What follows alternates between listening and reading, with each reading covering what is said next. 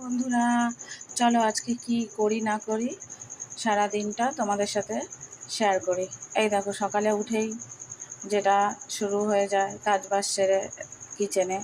দেখো, যথারীতি আমি চালটা ধুয়ে রেখেছি, এক্ষুনি ভাত বসাবো। আর আজকে কি রান্না, দেখো মাছগুলো আমি ধুয়ে রেখেছি। এটা হচ্ছে কাতলা মাছ। এখন এবার নুন হলুদ মাখিয়ে মাছগুলো ভেজে কিভাবে মাছগুলো আমি রান্না করি সেই রেসিপিটা দেখাচ্ছি।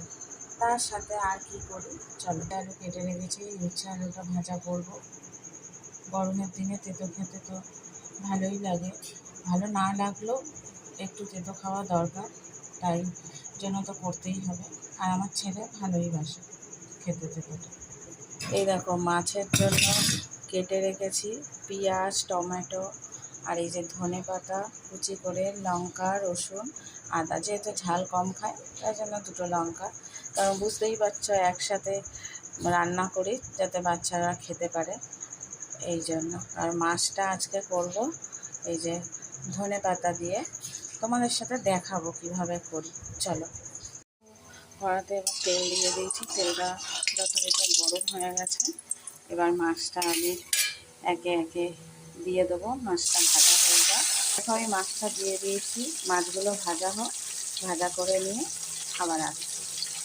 আমার মাছগুলো প্রায় ভাজা হয়ে গেছে, এবার তোলার অপেক্ষা। ততক্ষণে চলো আমি কী কী মশলা অ্যাড করছি, মানে আগে রেডি করে নিই বেটে। তো এর মধ্যে দিয়েছি গোটা জিরে, এবার দেবো, যেহেতু ঝাল কম খাই, দুটো লঙ্কা, আদা, রসুন, আর দেবো কিছুটা পেঁয়াজ, টমেটো। দেখছো, এইগুলো আমি এবার একসাথে পেস্ট করব। আর তার সাথে দেবো, যেহেতু বলেছি মাছটা ধনে পাতা দিয়েই হবে, আর ধনে পাতা তো দিতেই হবে। এবার আমি এই মশলাটা করে তারপর আসছি। দেখো, আমার ওই মাছগুলো সব ভাজা হয়ে গেছে। এই দেখো, মাছগুলো সব ভাজা হয়ে গেছে আমার।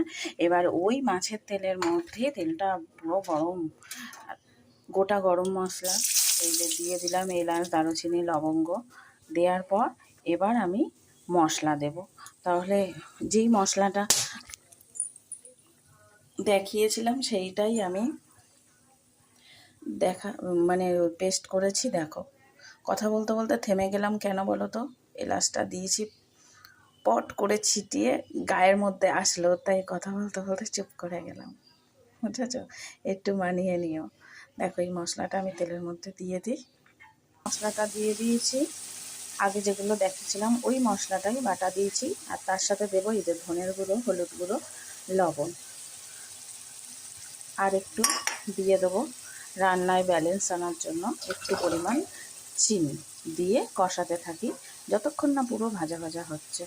ঠিক আছে, এই দেখো আমি চিনিটা দিয়ে দিচ্ছি। রান্নায় সুন্দর একটা কালার আসবে, এটা রান্নায় ব্যালেন্সও আসবে। তো চলো কষিয়ে নিয়ে আবার দেখাচ্ছি। দেখো, মশলাটার মধ্যে দিয়ে তেল ছেড়ে দিয়েছে।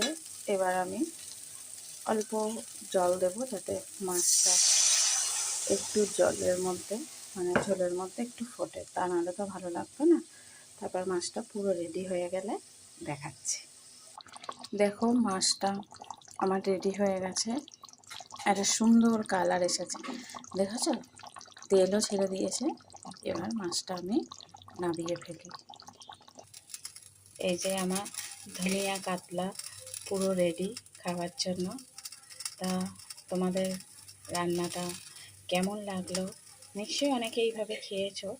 তা যারা খাওনি, এইভাবে একবার ধনে পাতা দিয়ে রুই মাছ বা কাতলা মাছ ট্রাই করে দেখতে পারো।